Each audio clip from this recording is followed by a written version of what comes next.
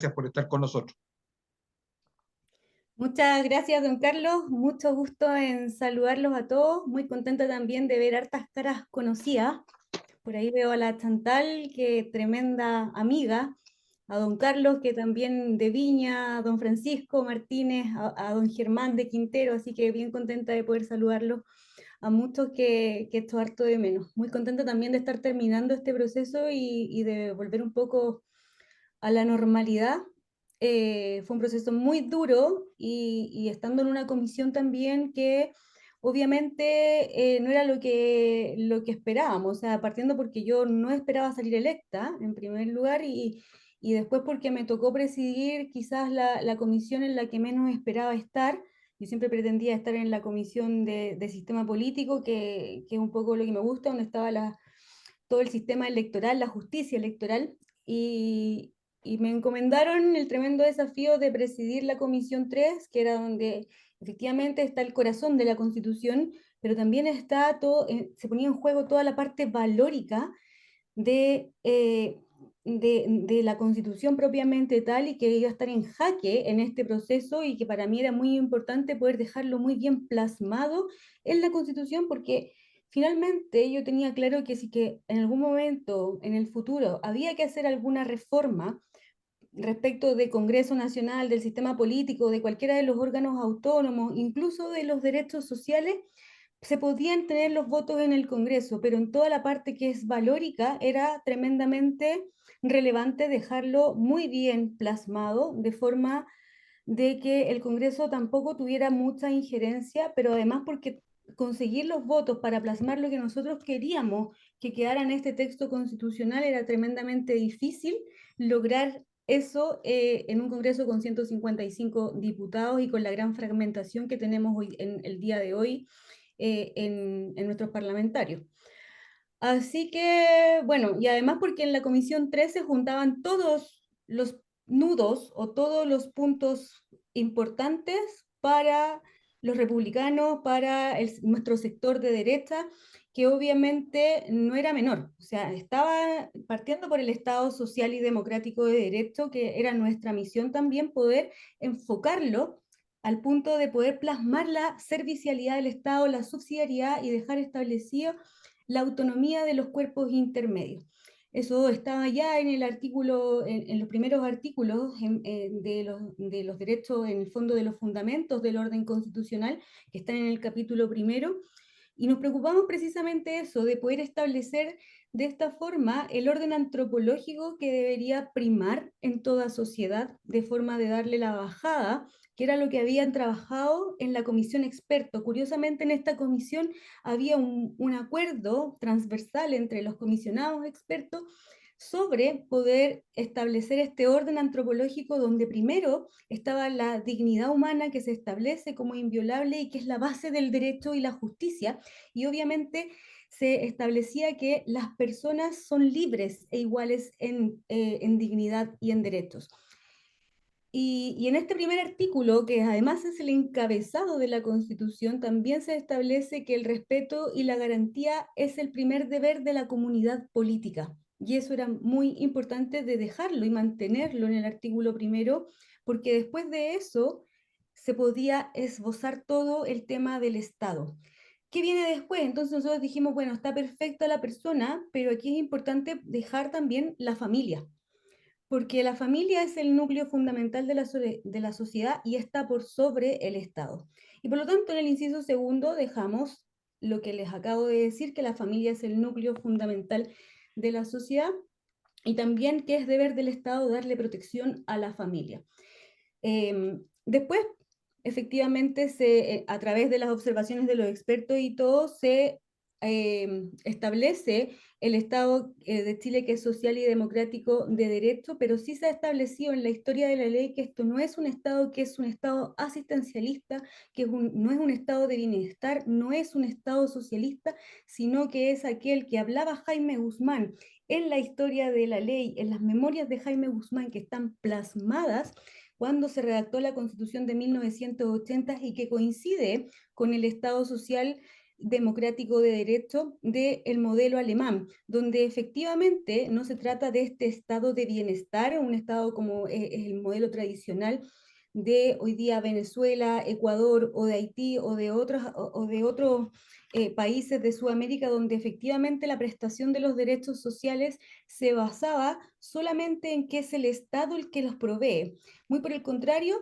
en los modelos que son hoy día exitosos de Estado social y democrático de derecho, efectivamente se basan en que coexiste el Estado con las agrupaciones o los cuerpos intermedios y ambos participan de la provisión de los derechos sociales. Ese es el modelo alemán que ha replicado Francia, Italia, España y hoy día se pueden ver como modelos bastante muchísimo más exitoso y también es lo que está plasmado y está el texto incluso en la doctrina que establece también cómo Jaime Guzmán veía la subsidiariedad inmersa en la sociedad y en un estado social. Fue bien curioso eso porque a la izquierda eso le llamó mucho la atención en la comisión de expertos y ustedes lo pueden ver incluso en las sesiones que están grabadas respecto de las sesiones de la comisión experta, donde ellos están de acuerdo, donde se expone esto mismo, y efectivamente esto queda plasmado de esa forma, manteniendo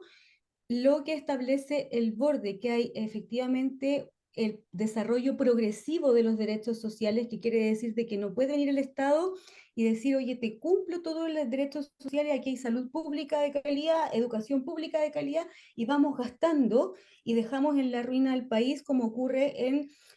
los estados socialistas que vemos en Latinoamérica, porque está sujeto al principio de responsabilidad fiscal, que es un principio que ya está establecido en la ley chilena hoy día y que también se involucra dentro de la Constitución en otros capítulos, pero que limita el gasto del Estado en la provisión de los derechos sociales y además a través de este principio de responsabilidad fiscal y además se establece en la misma base y se replica exactamente de la misma forma la provisión mixta, que es efectivamente que existe la provisión de los derechos sociales a través de las instituciones estatales y privadas. Y en eso se enmarca también inmediatamente el artículo segundo, donde se consagra el principio de subsidiariedad y se reconoce la autonomía de los cuerpos intermedios. De esa forma, lo que hace el artículo segundo es que eh, establece literalmente la servicialidad del Estado. El Estado está al servicio de la persona y su objetivo, su finalidad es propender al bien común. De esta forma, efectivamente contribuye a crear las condiciones para que permitan a todos los integrantes de la sociedad, a todos los integrantes de Chile, a su mayor realización material y espiritual posible, copiando exactamente lo que está escrito en nuestra constitución vigente y que consagra el principio de subsidiariedad, que aunque no está expresamente escrito, se subentiende en la servicialidad del Estado. Y además se establece y se consagra la autonomía de los cuerpos intermedios para sus fines específicos, de forma de que el Estado, se incluye la frase de que el Estado debe respetar este reconocimiento y no puede anularlas en ningún caso. Por lo tanto, con eso dejamos establecida la subsidiariedad, respetada la subsidiariedad y además también aseguramos de que exista siempre la actividad de los particulares dentro de esta forma de Estado social que muchos la han entendido también de una forma de este Estado socialista, de este Estado asistencialista, de este Estado de bienestar, sin tomar en cuenta de que hay distintas concepciones de este Estado social, que uno es el que pone a la sociedad, a la persona, a la familia en el centro, y otro es el Estado socialista, que es donde el Estado absorbe al individuo y finalmente termina haciéndose cargo de todo lo que, de todas las decisiones de los individuos que componen una sociedad y que finalmente deja de lado la libertad de las personas. Eso no ocurre en este texto y por otro lado, además, también nos preocupamos de dejarlo muy bien resguardado, no solo en el capítulo primero, en los dos primeros artículos, sino también alrededor de todo el texto propuesto por el Consejo Constitucional, donde efectivamente no teníamos la mayoría, como dice la prensa o como dice la opinión pública hoy día, sino que teníamos 22 consejeros que hoy día podíamos vetar decisiones, pero no podíamos aprobar todo lo que nosotros queríamos. Por lo tanto, eso también nos obligaba de una u otra forma a tener acuerdos con la UDI, con Renovación Nacional y bueno, también con la consejera de Evópolis. Y en ese orden fue lo que hicimos de trabajar en esos acuerdos y poder lograr un texto que efectivamente identificara los valores que nosotros queríamos plasmar en esta constitución. Después lo que avanzamos en esto y con lo que les estaba contando es que finalmente en muchas partes del texto está consagrada la subsidiariedad, como por ejemplo dentro del artículo 16, que viene siendo el antiguo número 19, donde establecen los derechos fundamentales y los derechos sociales, particularmente se consagra la libertad de ejercer cualquier actividad económica. Se resguarda también el derecho de propiedad de forma más robusta de lo que lo establece la constitución vigente hoy día. Efectivamente, la expropiación queda mucho mejor regulada, efectivamente se fortalece lo que es el Banco Central para darle la estabilidad en lo que refiere a la política monetaria del país. Tenemos además otros órganos que han estado muy bien esbozados de forma de poder fiscalizar la corrupción, como ha sido también la creación de la Agencia Nacional contra la Corrupción, que va a ser un órgano que efectivamente autónomo, dedicado a fiscalizar y hacer el freno y contrapeso de la Contraloría y también de los actos del gobierno, de forma de que no se permita absorber a las personas. Y bueno, y hay un montón de normas más, obviamente, porque se queda muy plasmado la libertad de elección en salud, la inexpropiabilidad de los fondos de pensiones en la seguridad social, por ejemplo. Además, respecto de la familia y de los derechos de los padres, se establece el derecho preferente de los padres para educar a sus hijos, tanto en materia de educación como también en materia de libertad de conciencia, pensamiento y de religión, donde se le da el derecho preferente de los padres a educar a sus hijos según sus propias convicciones morales, espirituales y religiosas, que no es menor, porque una cosa era poder educar a los hijos y escoger el establecimiento educacional, y otra muy distinta era lo que era el currículum que se le iba a imponer en el colegio por mucho de que yo lo escogiera a nivel ministerial. Hoy día, con esta norma, yo efectivamente puedo ponerme a que a mis niños, por ejemplo, les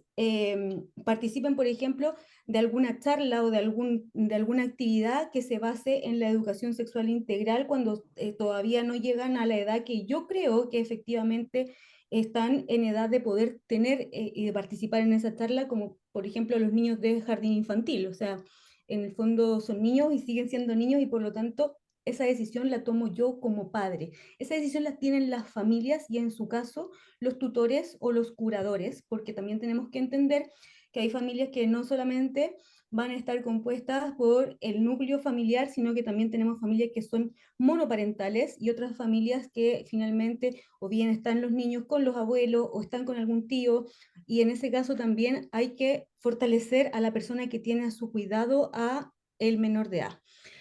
Y en ese sentido también se afiata todo lo que es el fortalecimiento de la familia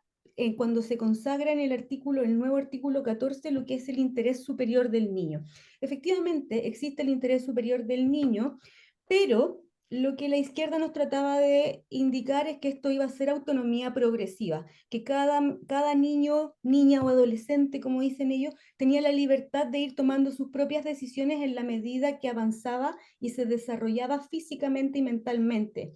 Nosotros, por el contrario, creemos que hasta que los padres no lo decidan o hasta que asuma la mayoría de edad, son los padres los que tienen que decidir respecto de sus hijos en la medida de que la familia sí lo decida, y por lo tanto consagramos que la prioridad de ese interés superior del niño recae en las familias. Y la familia determina cuál es ese interés superior de sus propios hijos, y también la protección se establece de la protección de los menores en todo lo que es el maltrato, la exposición, la trata de niños, la explotación infantil, y se protege de esa forma la niñez. En ese sentido se avanza mucho en todo lo que es el tema familiar, en todo lo que es el tema social y de las personas que están hoy día al cuidado de otras personas, estableciendo también el deber de conciliar la vida familiar con la laboral. Porque muchas veces, y quizás a muchos de ustedes les ha pasado que eh, algunos se tienen que quedar en la casa porque está al cuidado de los niños o quizás de una persona que está enferma o que no puede salir, porque entonces solo uno sale a trabajar y finalmente hay uno que no se desarrolla profesionalmente. Aquí lo que se hace es que establecer que es el deber del Estado, finalmente propender a los mecanismos para poder conciliar la vida familiar con la laboral, de manera que ambos padres puedan desarrollarse plenamente, tanto en el ámbito familiar, que no sea uno el que tenga que alejarse de los niños de su familia por salir a trabajar, y otro que tenga que quedar en la casa al cuidado de, sino que finalmente logremos de forma efectiva y de forma equilibrada compatibilizar ambas áreas de la vida. ¿Qué más les puedo contar del capítulo primero y segundo? Finalmente se establece el sistema de gobierno, que es la República Democrática, que esto ya venía establecido, o sea, está establecido hoy día en la Constitución vigente con la separación de poderes y su régimen presidencial, y teníamos también el borde que establecía que la soberanía recaía en el pueblo. A muchos nos hacía ruido, yo sé que en el fondo el pueblo también nos hacía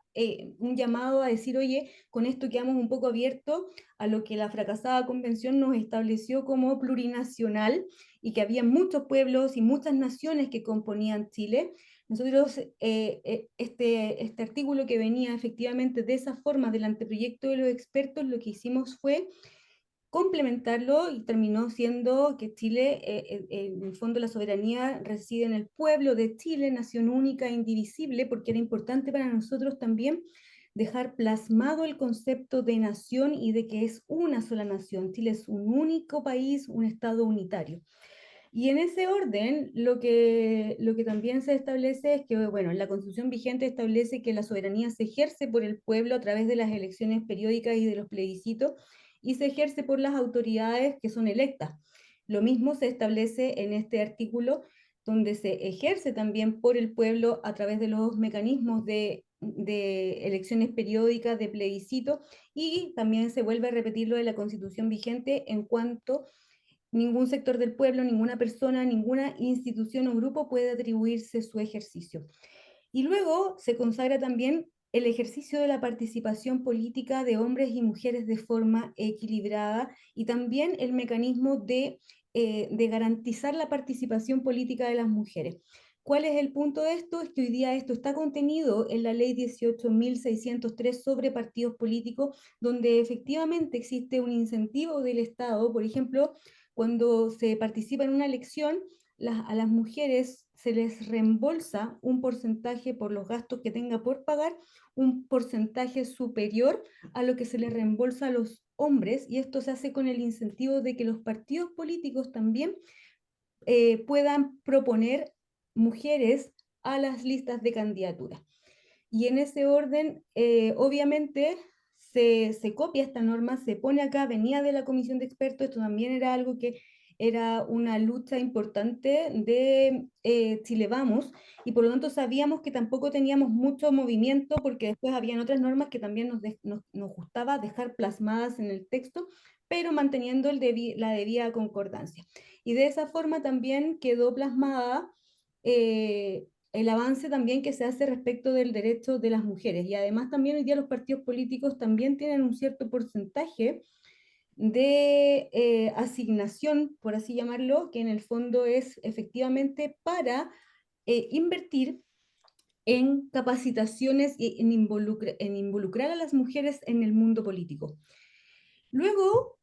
otra cosa que es tremendamente importante y es relevante es que en el artículo cuarto termina estableciéndose lo que hoy día está en el artículo quinto de la Constitución vigente, que la Constitución es la norma suprema de la nación. Y por lo tanto, también se establece que los tratados internacionales tienen rango infraconstitucional, de la misma forma que hoy día se establece en la Constitución vigente, al decir que se ejercen con pleno respeto a los derechos humanos o a efectivamente a los derechos esenciales que emanan de la naturaleza humana,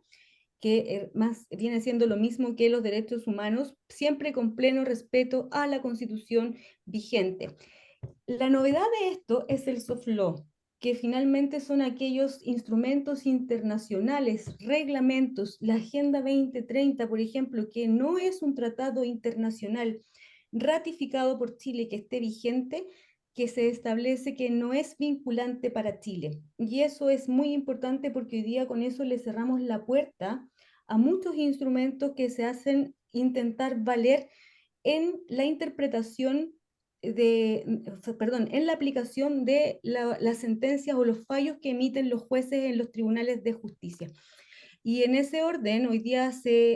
no pueden aplicar ninguna interpretación internacional, ningún reglamento, ningún instrumento internacional que no sea un tratado internacional vigente y ratificado. Todo lo demás es no vinculante. Para seguir avanzando en eso, luego se establece que Chile es un Estado unitario, efectivamente que va a ser descentralizado y desconcentrado de la misma forma que se establece en la Constitución vigente, y obviamente que la ley va a promover el fortalecimiento a la descentralización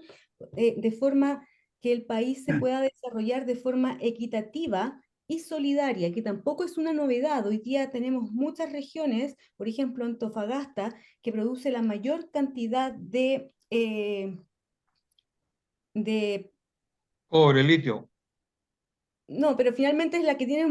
mayores ingresos, finalmente sí aporta a otras regiones que producen mucho menos de forma de que se puedan desarrollar de forma equitativa. Eso existe en el día de hoy y en el fondo eso también queda plasmado en la Constitución. Es el PIB del país, Ah, el Producto mayor, Interno Bruto. exacto, el mayor Producto Interno Bruto está producido hoy día por la región de Antofagasta, la región metropolitana, pero hoy día no todo se queda en Antofagasta, no todo se queda en la región metropolitana, sino que se hace de una forma de que se va aportando a las regiones que producen menos, de forma de que también tengan la posibilidad de desarrollarse. Luego tenemos, este creo que probablemente sea uno de los artículos que les hace más ruido, y se los voy a contar al tiro antes de que me lo pregunten, que es en el fondo el artículo sexto que consagra los derechos individuales y colectivos de los pueblos indígenas, que yo ya sé que se ha dado vuelta mucho en las redes. La verdad es que es importante también poner la pelota en el suelo y decir, oye, esta es la realidad de esto. Primero, lo que tenemos es que la Constitución reconoce a los pueblos indígenas como parte de la nación chilena, que es única e indivisible. Repite lo mismo que está establecido en el artículo que establece la soberanía. Y además dice que el Estado respetará y promoverá sus derechos individuales y colectivos garantizados en la Constitución. En la Constitución, esto es un capítulo de principios, no establece derechos. Primero. Segundo, no hay ningún derecho para los pueblos indígenas garantizados en la Constitución para pueblo indígena. ¿Por qué? Porque consideramos que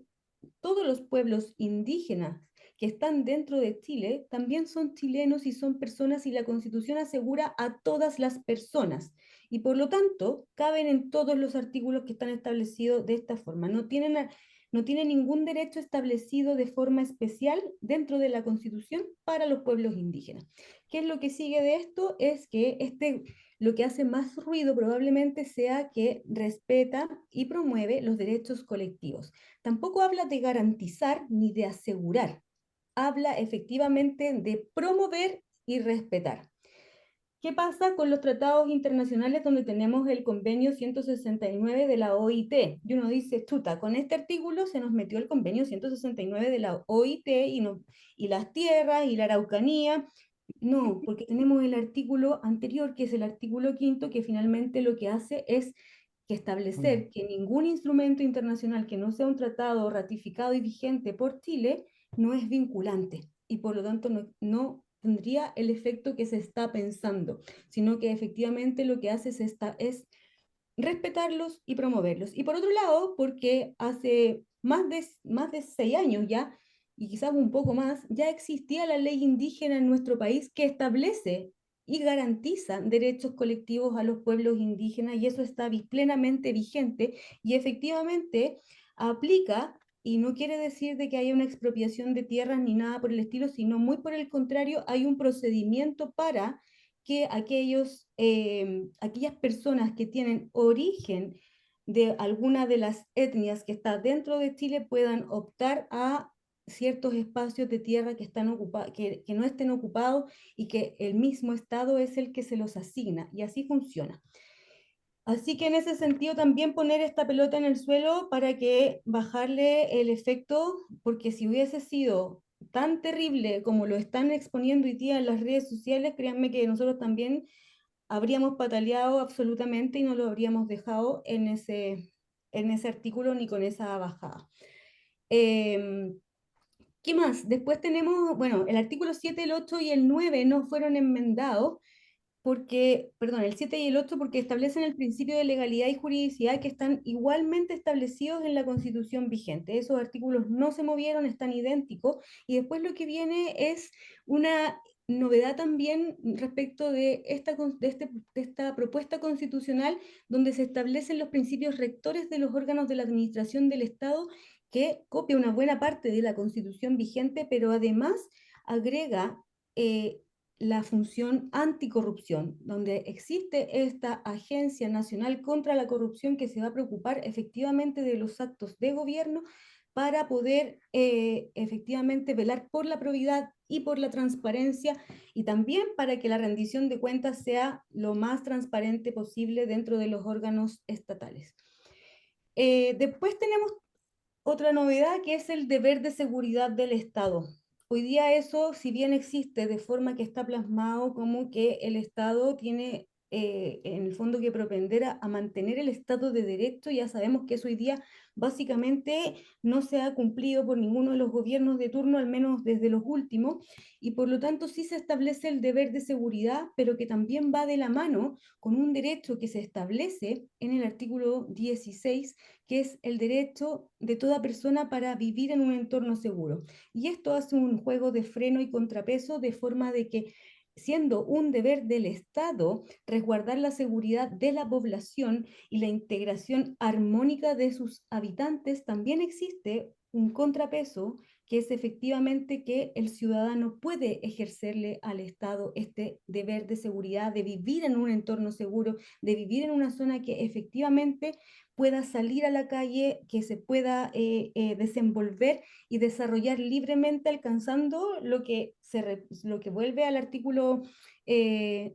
primero, alcanzar su mayor realización material y espiritual posible, y que no tengan la restricción de andar todo el tiempo pendiente, porque finalmente lo que ocurre es que hoy día tenemos a los delincuentes en la calle y las personas que vamos cumpliendo con todos nuestros deberes y todos vamos a trabajar y todo, tempranito adentro, los niños adentro, porque ya está bajando el sol, entonces se pone peligroso. No queremos eso, queremos que que las personas, que la sociedad puedan vivir tranquilas. Y bueno, después tenemos el artículo que se establece el deber del Estado de la protección del medio ambiente, velando por el cuidado y la conservación de la naturaleza, promoviendo la sustentabilidad. Y eso también era importante porque lo que se establecía en el anteproyecto y que hoy día también está o sea, en el fondo la sustentabilidad no está establecida así, sino que en la Constitución vigente es la protección del medio ambiente. Hoy día, ¿por qué lo establecemos de esta forma? Porque también existe este otro instrumento internacional que, pese a no ser vinculante, es algo que está totalmente en boga, y se habla de sostenibilidad. Y sostenibilidad habla de agotar recursos. La sustentabilidad es tomar medidas a largo plazo y efectivamente lograr que no se agote el recurso, pero siempre estando disponible para el ser humano. Y eso también era muy importante porque primero está el ser humano y luego la protección del medio ambiente. O sea, teníamos que permitir que a través de este artículo y también a través del capítulo pudiéramos, por ejemplo, hoy día, ante una situación de desertificación de muchas de las regiones de nuestro país, poder instalar y poder en el fondo que que se ceda la autorización para establecer y crear desaladoras que puedan permitir que se reutilice el agua de los océanos, donde efectivamente tenemos una franja muy larga de océano Pacífico y no estamos aprovechando el agua del mar, y hoy día es una alternativa amplia para poder solventar la falta de agua en muchas de las regiones del país. Ese es un ejemplo de los muchos ejemplos que podría darles respecto a esto, porque lo estudiamos absolutamente. Bueno, y después otro de los avances que tenemos es precisamente que se consagran los emblemas nacionales de la misma forma y un poco más amplio de lo que se establece en el artículo 2 de la Constitución vigente, estableciendo que son los emblemas nacionales, la bandera nacional, el escudo de armas y también el himno nacional, pero además, como novedad, lo que se incluye es que finalmente se incluyen las tradiciones, el respeto a las tradiciones, donde se busca que todo habitante de la República y no todos los chilenos, porque todo el que esté en Chile le debe respeto a las tradiciones y a los emblemas nacionales y a todo aquello que da origen a la identidad de ser chileno y además el deber de honrar a la patria. Y ahí tenemos obviamente la música, la artesanía, los juegos criollos, los deportes criollos, las artes, entre todas las cosas. Del interés superior del niño ya les hablé, que es el artículo 14. Hay una protección especial y un llamado a el Estado también a crear los mecanismos de apoyo a la maternidad y a la persona que cuida y de la que es cuidado, en este caso también el recién nacido, que va de la mano con el artículo 16.1, donde se protege la vida de quien está por nacer. ¿Por qué avanzamos en este sentido en la vida de quien está por nacer? Precisamente porque queríamos que quedara claro que lo que hay adentro del vientre materno no es una cosa, sino que es un ser humano. Era tremendamente importante que eso también quedara zanjado si estábamos tomando decisiones de avanzar en temas de seguridad, en temas de hoy día de igualdad ante la ley, de poder robustecer el cuerpo de esta constitución para realmente lograr algo mejor de lo que existe hoy día en la constitución vigente, también teníamos que avanzar en la base de todo derecho, que es el derecho a la vida, porque si no hay vida, ninguno de los demás derechos establecidos en la constitución tiene razón de ser. Y en ese sentido quedó establecido de esa forma y también la prohibición de la pena de muerte y por lo tanto va de la mano esto también con que el legislador debe crear los mecanismos necesarios para proteger la maternidad. Y en esto también se establece, en este artículo donde se mandata al legislador a crear estos mecanismos que finalmente son políticas públicas, también se, se va orientado a no poder dejar abierta la puerta al aborto libre. No nos metemos con todo lo que es el aborto en tres causales, eso lo tengo clarísimo, porque es algo que hoy día ya es una ley y que finalmente les va a corresponder al Congreso decidir y a los que les corresponda en el Congreso del próximo tiempo, si es que efectivamente quieren llevar esa norma al Tribunal Constitucional, lo que me parece que tampoco habría lugar porque sería una pelea tremenda, porque ya el Tribunal Constitucional también se ha pronunciado, pero más allá de eso, lo que sí queríamos evitar es que se abriera la puerta al aborto libre. ¿Por qué? Porque el aborto libre finalmente lo que hace es un sujeto de comercio de un ser humano, primero, y segundo, porque más allá de eso, creemos que a través de estos mecanismos eh, que se creen para proteger la maternidad, se deben adoptar las políticas públicas efectivas para que en vez de propender hacia un aborto libre, se proteja a la mujer y se intente llegar a, a la situación de abortar, que es una situación dramática para la mujer. Entonces, finalmente, protejamos a la mujer que finalmente toma la decisión o porque la van a echar de su casa o porque bien está por recursos económicos o porque no tiene trabajo. Entonces, fomentemos esas situaciones, creemos esas situaciones en base a las circunstancias que rodean a la mujer, pero no tomemos la solución fácil que es instaurar aborto libre. Y bueno, y además también otra de las novedades que tiene es que también se incluye dentro de esta propuesta constitucional la participación, el deber del Estado de promover la participación activa y en igualdad de condiciones de las personas en situación de discapacidad, que era algo con lo que estamos también al debe, con efectivamente en todos los ámbitos de la sociedad y en particular también avanzar en todo lo que es la comunicación, las formas de comunicación para que efectivamente las personas puedan hoy día tener la inclusión necesaria en la sociedad. ¿Por qué lo establecimos como un deber del Estado de promoción por lo mismo que anteriormente les señalaba que no son, las personas con discapacidad no son un sujeto especial de derechos, son personas y por lo tanto la Constitución asegura a todas las personas y eso quiere decir que tienen los mismos derechos que todos los chilenos con la salvedad de que hacemos un llamado al Estado a crear y a promover la participación activa y en igualdad de condiciones, que se mejoren las vías públicas, pero todo esto a través de políticas públicas, se consagra como un principio y como un mandato al legislador. Luego tenemos el terrorismo, que está prácticamente de la misma forma establecida que en la Constitución vigente. Se establece, obviamente, que también está en una de las bases institucionales establecidas en el artículo 154, en lo relativo a que finalmente es contrario a los derechos humanos. ¿Cuál es la novedad de esto? Es que finalmente aquellas personas que terminen y que cometan un acto terrorista terminan también en la muerte cívica. No avanza, no pueden volver a postular a ningún cargo público, tienen que, en el fondo, tampoco a ningún cargo que sea designado, como por ejemplo, o que bien sea de un concurso público, desde el director del colegio hacia arriba, en el fondo, y hacia adelante también, hacia arriba y hacia abajo. Eh, y también dentro de este artículo, uno de los temas muy importantes es que se reconoce especialmente a las víctimas de terrorismo y también de los delitos que los tribunales de justicia lleguen a calificar como conducta terrorista, y también su derecho a indemnización, que es lo que hoy día también muchos reclamábamos después del estallido delictual del 18 de octubre, donde efectivamente a raíz de esos hechos muchas personas perdieron sus emprendimientos, sus negocios o parte de sus propiedades, o bien sufrieron un menoscabo en su patrimonio, y por lo tanto, ya, bueno, en su patrimonio y obviamente también de forma mental, y por lo tanto también lo que se hace es establecer y reconocer a las víctimas de un acto terrorista. Y ahí terminamos, eso es todo lo que está establecido en el capítulo primero, lo hemos ido relacionando con el capítulo segundo, que establece los derechos y libertades fundamentales.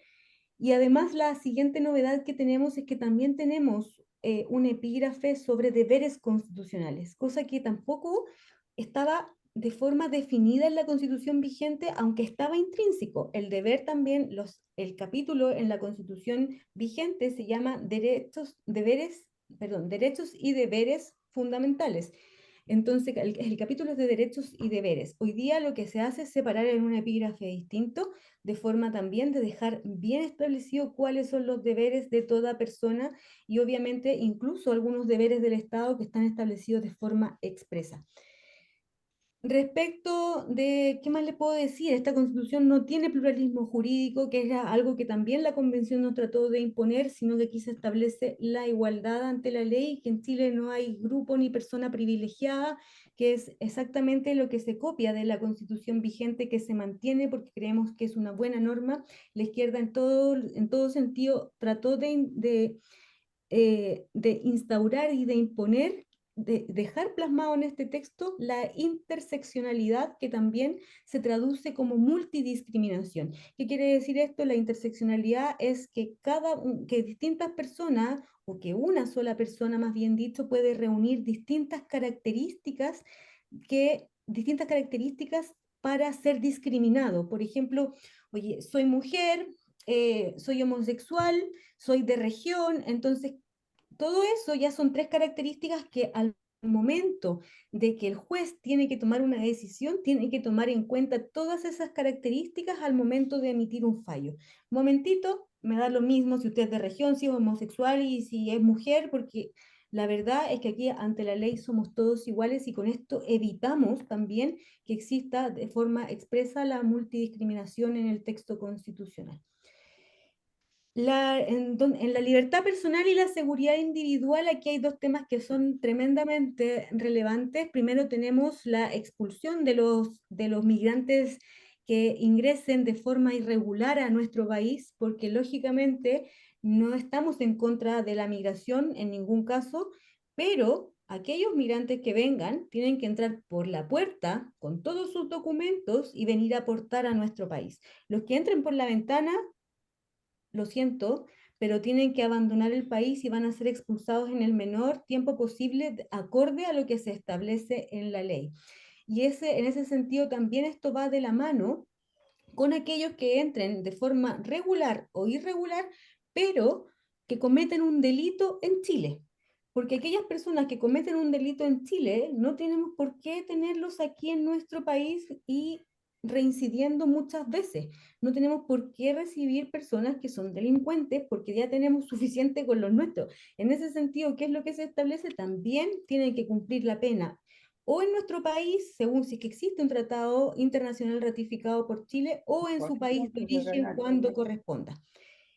Y porque además también nos hace mucho sentido de que si hablamos de la dignidad humana y y siguen entrando personas a nuestro país, tampoco es parte de la dignidad humana que estén durmiendo en la calle con los niños y en el fondo estén optando a servicios públicos que también disminuyen la calidad de vida y menoscaban la dignidad de ellos mismos, como también de otros chilenos, porque la caridad parte por casa.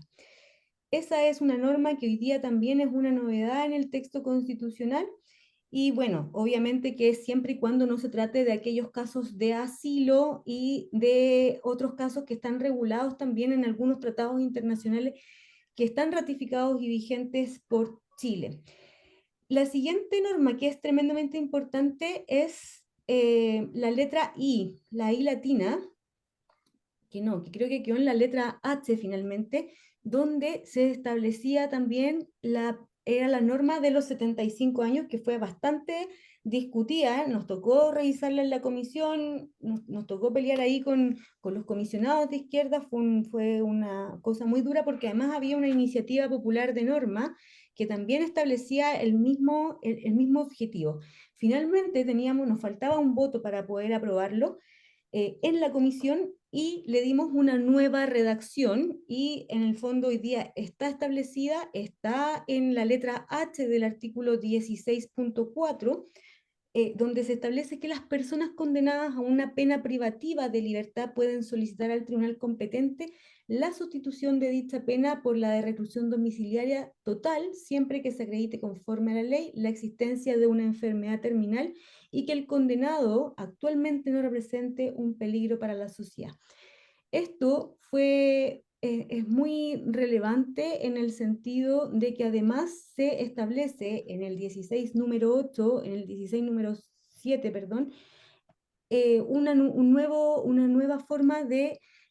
tribunales, que son tribunales ejecutores de penas. Y en ese sentido, hoy día ya no pasan tampoco por este modelo de justicia ordinaria, sino que hay un tribunal que ejecuta la pena y que recibe esta solicitud. Está establecido en el artículo 16, no me equivoco, es el 6 o el 7, porque en el 8 está el debido proceso.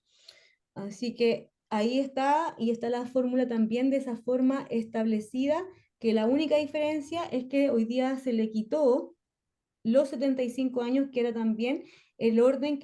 la edad que se había establecido y que había causado también mucho revuelo, como un perdonazo y que la izquierda se llenó la boca, finalmente quedó ahí muy de forma que se establece para todas las personas que tengan una enfermedad terminal y que no representen un peligro actual para la sociedad. Luego tenemos la igual protección de la ley en el ejercicio de los derechos. Esta norma no fue enmendada y viene de la Constitución vigente. Y después hay otra novedad que es en el acceso a la justicia, donde se crea también la Defensoría de las Víctimas, que hoy día solamente se establece la Defensoría Penal Pública, donde se le presta asistencia jurídica a la persona que es el imputado, a la persona que cometió el delito, y además es una asesoría que es la mayoría de las veces gratuita, en la medida de que la persona pueda o no pagar según su capacidad económica. Pero a las víctimas de los delitos, pese a estar esbozado dentro de las normas del debido proceso y del acceso a la justicia en la Constitución vigente, era prácticamente letra muerta porque la sensación de las personas hoy día respecto de la desconfianza en las instituciones, la Fiscalía estaba dentro de las primeras. ¿Por qué? Porque finalmente la Fiscalía tiene la obligación, y en el Ministerio Público en general, de investigar. Y puede hacerlo de oficio a petición de parte, pero finalmente investiga a nombre del Estado cuando se trata de algo quizás un poco más importante, pero la asistencia a la víctima no se daba de forma eficiente y de forma real. Y cuando tenían que efectivamente defenderse del imputado y de la defensa del imputado, que tenía un abogado particular en su defensa, tenían que contratar a su propio abogado y querellarse, que son acciones distintas en materia penal. Y por lo tanto, era de todo sentido de que si se estaba prestando asistencia jurídica al imputado, lógicamente había que prestárselo primero a la víctima. Y por lo tanto, lo que se hace es que se consagra la Defensoría de las Víctimas, que le va a prestar asistencia jurídica y le proporciona un abogado a la víctima de un delito, de manera de también incentivar que las víctimas de los delitos el día de hoy también los denuncien, porque lo que estaba sucediendo es que las víctimas se quedaban calladas en sus casas mientras que el delincuente seguía suelto porque nadie lo denunciaba por miedo a que después lo dejaban suelto, con la orden de no acercarse a más de 3 metros de la víctima. Nunca ocurría. Entonces, finalmente se sufría un riesgo latente para la persona que ya había estado expuesta a un delincuente. Así que de esa forma ya quedó plasmado esto y obviamente se regula dentro del capítulo del Poder Judicial, dentro de los órganos autónomos y del Ministerio Público, de la función jurisdiccional, se regula también la Defensoría de las Víctimas. En el debido proceso básicamente no cambia absolutamente nada más que eso, y lo que sí se establece es dentro de las garantías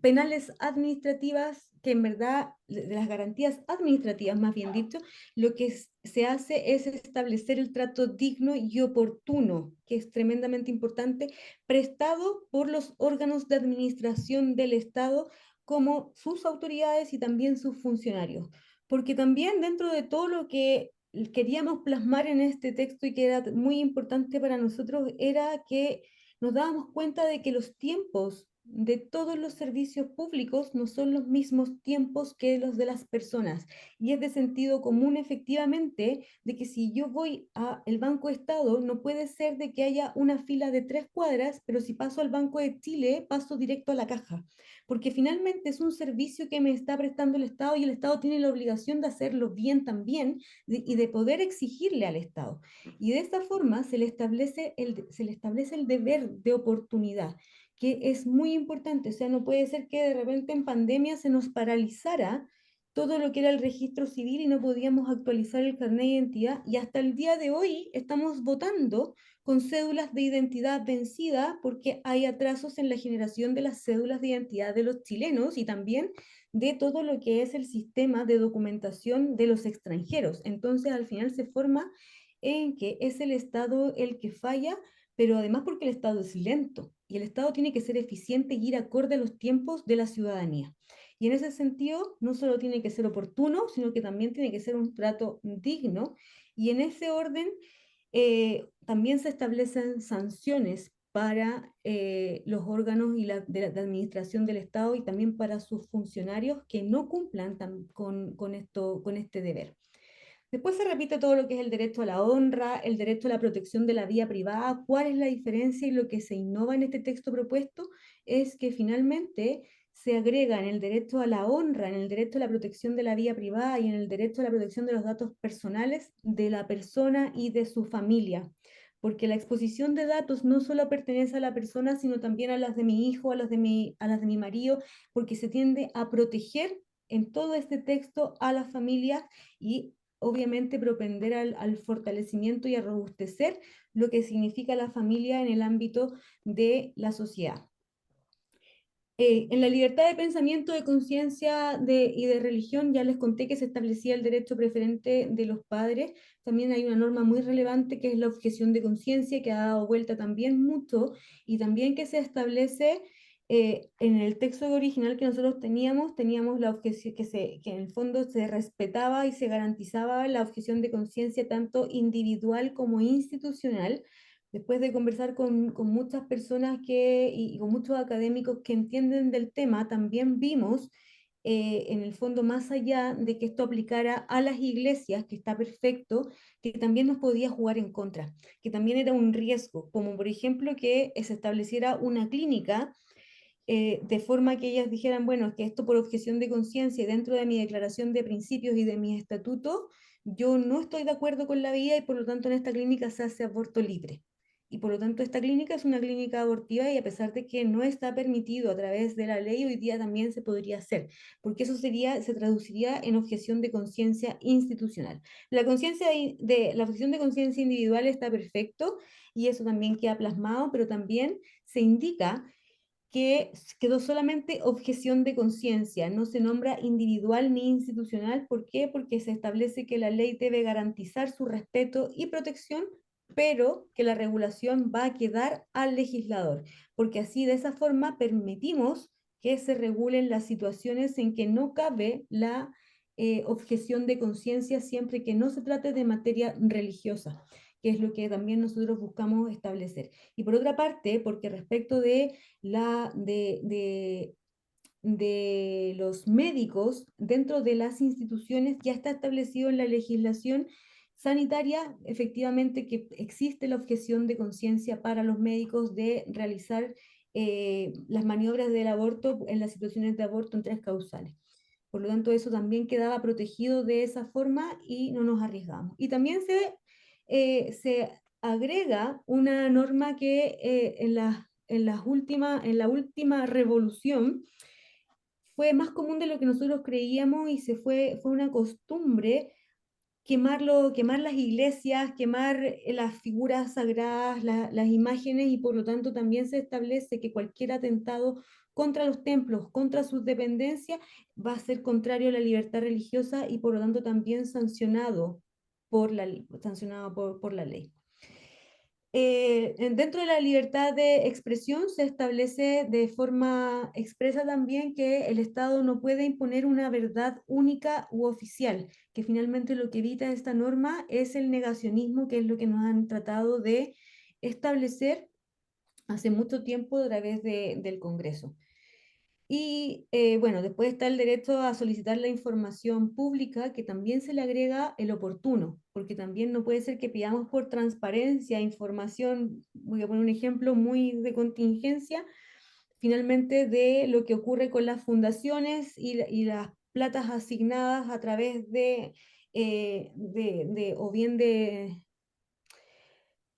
desde el gobierno o del gobierno regional o de la Ceremi, y en ese sentido se demoran 15 días hábiles en entregarnos una información porque esa información debe ser oportuna, debe ser en el momento que se está solicitando y en un plazo absolutamente razonable, pero 15 días hábiles involucra 3 semanas, donde ya efectivamente puede que sea relevante, pero ya no nos sirve de la misma forma que antes. Lo mismo ocurre cuando, por ejemplo, necesitamos sacar un certificado de enseñanza media en el Ministerio de Educación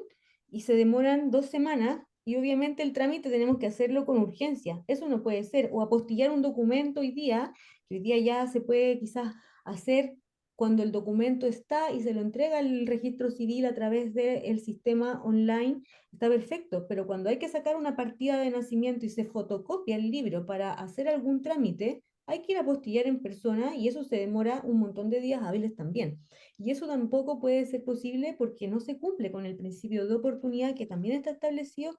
en lo que rige los órganos de administración del Estado y en las bases de administración del Estado.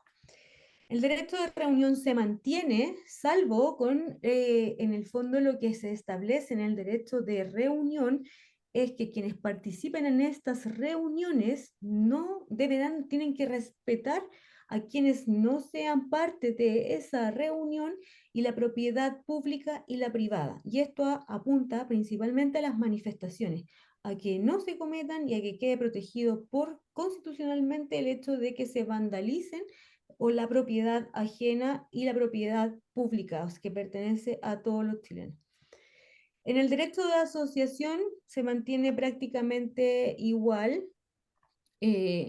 garantizando también que dentro del derecho de asociación se encuentran las agrupaciones y los cuerpos intermedios donde se establece en su declaración de principio y en su estatuto, obviamente, la finalidad de esa asociación y dejando también abierto a que las personas puedan reunirse, asociarse, formando ciertas instituciones bajo esa declaración de principio. Luego, bueno, el derecho a acceder a cargos públicos y el derecho de vivir en el entorno seguro lo conversamos, el derecho a vivir en un ambiente libre de contaminación también lo conversamos, y posteriormente ya nos pasamos a la Comisión 4, que es todo lo de derechos sociales, que también les conté un poco respecto de la libre elección en salud, que esto no quiere decir en ningún caso que se constitucionalice en la ISAPRE la libre elección en el sistema de seguridad social, que no quiere decir que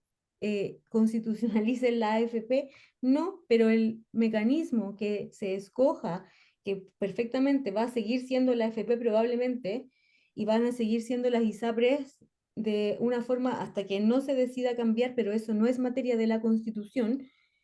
pero que cada persona puede escoger el sistema donde se afilia, sea público o privado. A eso apunta. Y también escoger, en cuanto al sistema de seguridad social, si efectivamente escoger la aseguradora que va a tener sus ahorros previsionales. En derecho a la educación, pasándolo muy rápido, porque esto ya estaba fuera de la comisión de principios, lo que sí se establece es el financiamiento al estudiante, que finalmente era lo que nosotros también buscábamos, que se dejara de entregar los recursos directamente al Estado, porque es ahí donde se pierden, donde se mal usan los recursos, y por lo tanto también termina un poco con el sentido de el mal uso de los recursos, sino que se le entrega directamente al estudiante y que el estudiante pueda decidir, la familia pueda decidir cuál es el proyecto educativo al que quiere adherir y en el que quiere que se eduque su hijo. Y eso también fomenta de una u otra forma la competencia sana, la competencia transparente entre los distintos establecimientos educacionales, de forma de que al escoger el estudiante también va a terminar escogiendo el establecimiento educacional que es mejor académicamente que los que no prestan efectivamente una, un servicio de forma oportuna, de forma digna, de forma deferente y de forma completa, de forma íntegra respecto de sus estudiantes. Eso les puedo contar. Después, si quieren, podemos hablar del tema quizás de la vivienda adecuada, que también es una innovación donde en el fondo no apunta a que el Estado le va a entregar eh, una vivienda a cada uno de los ciudadanos y de los habitantes, y al que no tenga casa le damos su casa propia. No, el derecho a la vivienda adecuada lo que apunta es a aquellas personas que donde vivan de una forma de que no les falten los servicios básicos, es decir, que tengan acceso al agua potable, que tengan acceso a gas, que tengan acceso a una buena conectividad, apuntando también a dejar atrás un poco todo lo que son las zonas más rurales que no tienen acceso, por ejemplo, a la educación por vivir en lugares muy aislados, y que el día que llueve no pueden llegar a el colegio los niños, o a los trabajos, porque se cortan los caminos. Eso hoy día no puede pasar. Eso es una vivienda adecuada, y lo que sí se garantiza es la exención del pago de contribuciones de la vivienda principal en aquellas que del propietario viva o no con su familia, finalmente. Y en ese sentido también se toma en consideración el alto avalúo fiscal, lo que se entiende que es una suma que es sobre hoy día 500 millones de pesos, porque queda finalmente en unidades de fomento, pero más allá de eso también considerando el ingreso que tenga la persona y su familia, porque es diferente cuando tengo un alto costo fijo de gasto a que y efectivamente tengo un ingreso importante, a cuando no recibo ingreso y estoy viviendo en esa casa desde hace mucho tiempo y muchos años, o bien heredé una casa y estoy viviendo ahí, independiente de cuál sea el avalúo fiscal, se ponen inmediatamente en equilibrio y deben ser considerados para esos efectos. Respecto de lo que dicen de que esta medida recién empezaría implementarse el año 2026, sí, efectivamente empezaría a correr a partir del año 2026, primero porque hay que ser responsable con las medidas que se toman, segundo porque en los primeros años lo que se hace es mandatar el presidente de la República a que mande, o a que en el fondo, por medio de un mensaje presidencial, solicite al Congreso que se legisle sobre los mecanismos necesarios para poder abordar todos estos ingresos que van a dejar de llegar a las municipalidades y encontrar el mecanismo necesario sin imponer otro impuesto a la ciudadanía. Ese tiempo es para buscar ese mecanismo para que a partir del 2026 se vaya la exención de contribuciones que también va a empezar a correr de forma progresiva. Esto es hoy día, uno dice, ya, pero es que esta cuestión es para los más ricos. Mentira, no es para los más ricos, beneficia principalmente a la clase media, se los puede contar el Coquio Sandón, que es abogado, es tributarista, hicimos un estudio muy grande respecto a esto, que de hecho por ahí Iván Poduje también lo defendió y lo explicó muy bien en Sin Filtro. Pero efectivamente es hoy día una medida que realmente beneficia al bolsillo de muchas familias y efectivamente es un impuesto que hoy día es absolutamente innecesario,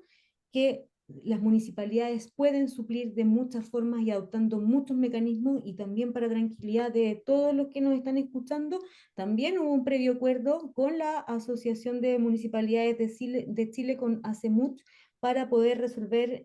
respecto de este tema y fue de esa forma como se llegó a la redacción que hoy día quedó plasmada en la propuesta constitucional. No los quiero latear más, después lo único que les voy a decir es que en nacionalidad se mantiene absolutamente, en la mayoría de los casos, todo igual y luego tenemos en los estados de excepción donde se queda en el capítulo, se trasladó la infraestructura crítica, no como un estado de excepción, sino como una efectiva como una medida importante, pero se trasladó a la Comisión 1 en sistema político, en el capítulo de Fuerzas Armadas, también como una atribución del presidente de la República. Y por otro lado, en los estados de excepción, lo que sí se agregó es el acto terrorista en como causal para declarar el estado de sitio. Eso es lo que les puedo contar de, no sé si se me quedó algo en el tintero.